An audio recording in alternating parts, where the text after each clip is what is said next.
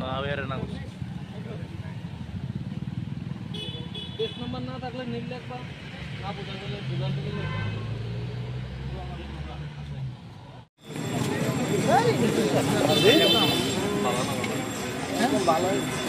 মানুষ তো মারি দেবো তাহলে তো মরে যাবো বালানি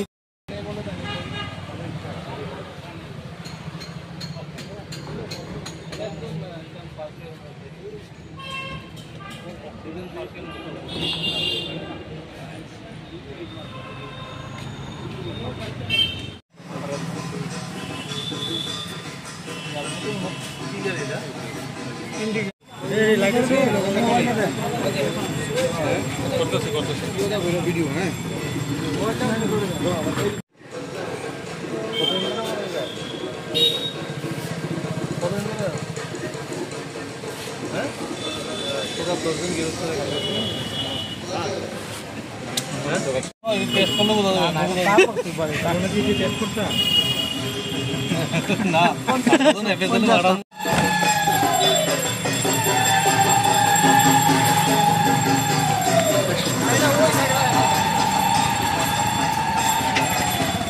ধরা হয়েছে এবং আজকে সন্ধ্যাবেলায় আমাদের কাছে একটা খবর আছে অক্সিজেন পার্কের মুখে ওই এলাকার কিছু লোক একটা গাড়িকে ডিটেন করে এবং গাড়ির মধ্যে কিছু নার্কোটিক আইটেম আছে ওরা সন্দেহ করে গাড়িটাকে ডিটেন করে এবং নার্কোটিক আইটেম আছে বলে আমাদেরকে খবর দেয়।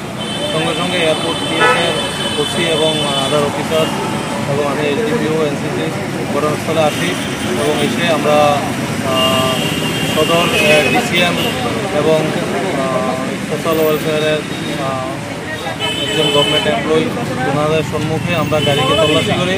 গাড়ি তল্লাশি করার পর আমরা গাড়ি থেকে 300 বোতল কফ সিরাপ যেটা পেন্সিডেল হিসাবে ওটাকে আমরা পাই যে গাড়ির মধ্যে এবং গাড়ির যে চালক ওনাকেও আটক করা হয়।